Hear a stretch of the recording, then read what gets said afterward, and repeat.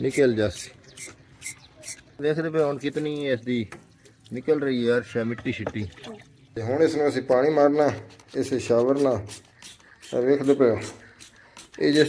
अस्सलाम वालेकुम सज्जनों, क्या हाल है? ठीक हो? आम तौर पर तुसीं वेखदे हो कि अजकल जिहड़ा है वो गर्मियां दा मौसम है, एसी की सर्विस असीं करवाना चाहते हैं सारे लोग ही। लेकिन जिहड़ा ना अजकल एसी मकैनिक जिहड़े बड़े ज़्यादा बाहर लेंदे न ते पैसे भी बहुत ज़्यादा लेंदे न। ते घर किवें सर्विस कर सकिंदी, अज मैं तुहानूं ये तरीका दसना बई एसी की तुसीं सर्विस घर किवें कर सकते हो। बड़ा आसान तरीका है, मज़े की गल है। मैं भी किसी को ही सीखा, मैं कोई आप नहीं याद किया। तो अद्धा मैं कर चुके हैं जिस टाइम मैंने याद आया वीडियो बनाने। तो सब तो पहले असी जोड़ा साढ़े को आउटर पे ये मैं तकरीबन इसकी उतों टॉप खोलिया चा पेच लगे होंगे इतने 3-4। तो इसकी जोड़ा साइड ते सिस्टम है ना, इस पासे तुसा नहीं पानी लैके जाना, ये बिजली वाला सिस्टम। हाँ जी, तो ये जी तकरीबन इसकी उतों टॉप खोलिया चा पेच लगे होंगे इतने 3-4। तो इसकी जोड़ा साइड ते सिस्टम है ना, इस पासे तुसा नहीं पानी लैके जाना, ये बिजली वाला सिस्टम। कैनवुड का एसी 1.5 टन का वैसे एसी बड़ा अच्छा है, लेकिन इसनों उतों जो टॉप तुसा खोल लेना ना, तो पहले इसनों है शावर हर बंदे के घर मौजूद है। ये शावर पानी का भर लेना, ये शावर पानी का भर के तो इसनों पहले सब तो पहले इस तरह पानी इस मारना है। इसका जिस टाइम अगला जो सिस्टम है निप्पल इसनों ढिला कर सो ना, तो जितना ज़्यादा ढिला कर सो उतना ज़्यादा तेज़ प्रैशर उसी पानी का भर के सारे तो पहले एक बार इसनों पानी का मार लेना। ठीक है जी, पानी मार के उस तो बाद तुसा इस शावर दे विच ना मैं तो पाया ने सर्फ तो शैंपू।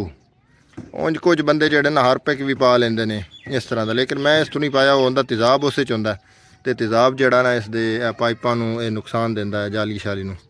तो इस वास्ते मैं तो सर्फ तो शैंपू पा के ना हुण इस सारे दे उत्ते ए मार छोड़ना। जिस टाइम मार रहा ना, फिर मैं बाल्टी पानी की भर के लै आंदी है। वो तुहानूं अगला तरीका अगे दसदे चंगी तसल्ली नाल वेखदे पे होने ते अस बिल्कुल जा पाइप जोड़े ना साफ होए पैन। ये जिस टाइम मार रहा ना चंगी तसल्ली वग गई है। हुण इस उत्ते मैं पानी सटेना, पानी सटेने तो मुड़ तुहानूं विखाइने बेदा के सूरत हाल बननी। ये तो फैन पर भी शक मार लो, ये कोई डर नहीं है। वो बिजली वाले पासे नहीं लै जाना पानी शानी नूं। ते उंज वेखदे पे साफ हो जासी उन्हें ये हूँ आप तुम वेखते पे 2000 रुपया 3000 रुपया 4000 रुपया जिथे कोई फसदा ना अजकल ये मकैनिक लेंदे। अच्छा जी, हुण असां सारा शैंपू वगैरह मार लिया। हुण असां बोतल धो के ना ये पानी पा लिया, तो यह पानी जड़ा ना सिंपल ये हुण इस दे विच मारना थोड़ा जिहा एक बार इस प्रैशर ताकि बन जाए। ये प्रैशर नाल मरी से ना मूवी जो छोटी छोटी मिट्टी वो भी सारी निकल जासी।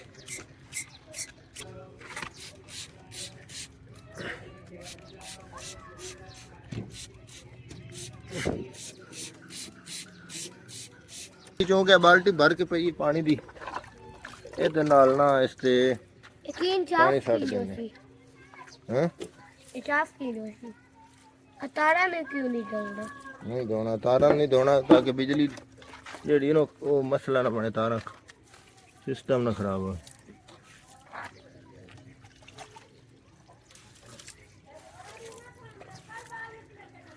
ये नाल देखते पे हम कितनी इसकी निकल रही है यार मिट्टी शिट्टी, ये साफ हो जाना।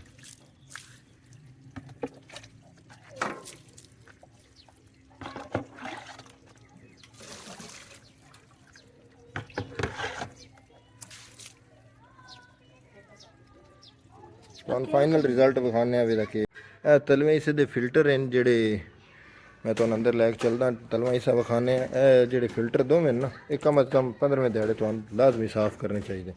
तो मेरी तो रूटीन है हफ्ते 10 दिन बाद ही मैं साफ़ कर देना।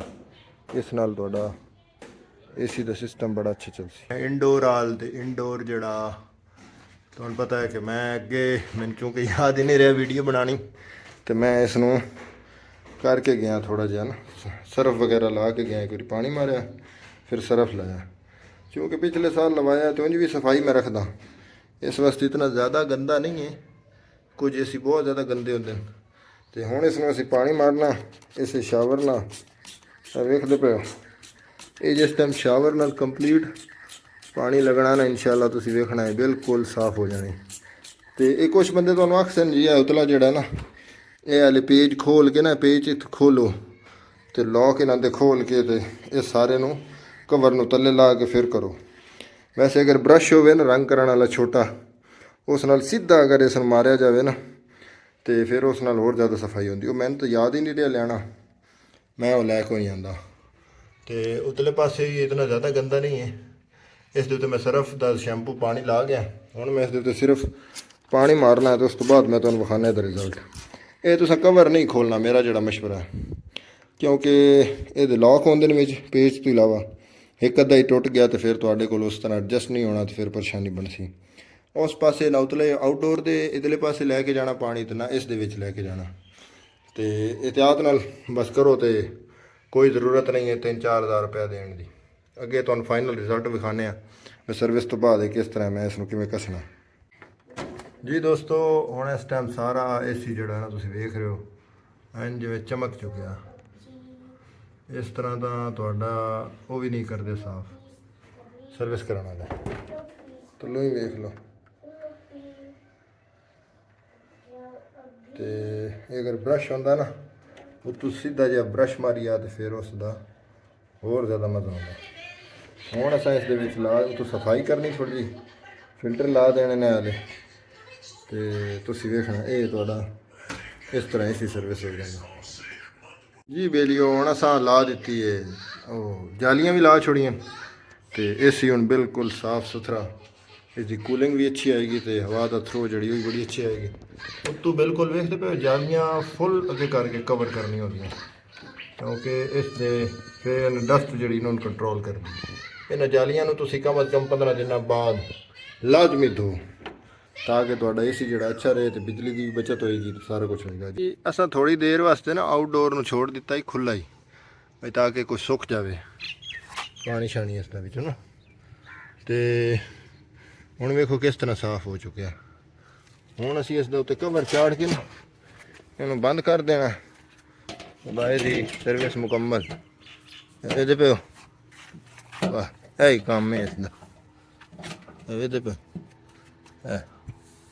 ਇਹ ਬੰਦ ਹੋ ਗਿਆ। ਹੁਣ ਅਸੀਂ ਇਸ ਦੇ ਬੋਲਟ ਲਾ ਦੇਣੇ ਜਿਹੜੇ ਪੇਚ ਹੈ ਤੇ ਇਹ ਇਸ ਤਰ੍ਹਾਂ ਤੁਸੀਂ ਆਪਣੇ ਘਰ ਹੀ ਏਸੀ ਦੀ ਸਰਵਿਸ ਕਰ ਸਕਦੇ ਹੋ। ਇਹ ਇੱਕ ਵੈਸੇ ਆਈਡੀਆ ਹੈ, ਇਹ ਮੈਂ ਕੀਤੀ, ਤੁਸੀਂ ਅਗਰ ਚਾਹੋ ਤਾਂ ਕਰ ਸਕਦੇ ਹੋ। ਬੜੀ ਜ਼ਬਰਦਸਤ ਹੈ, ਹੋ ਜਾਂਦੀ ਹੈ ਬਗੈਰ ਕਿਸੇ ਖਰਚੇ ਤੋਂ। ਉਮੀਦ ਕਰ ਰਹੇ ਹਾਂ ਤੁਹਾਨੂੰ ਅੱਜ ਦੀ ਸਾਡੀ ਵੀਡੀਓ ਪਸੰਦ ਆ ਸੀ। ਸਾਡੀ ਵੀਡੀਓਜ਼ ਮਜ਼ੀਦ ਵੇਖਣ ਵਾਸਤੇ ਸਾਡੇ ਚੈਨਲ ਨੂੰ ਸਬਸਕ੍ਰਾਈਬ ਕਰ ਦਿਓ। ਬਹੁਤ ਸ਼ੁਕਰੀਆ।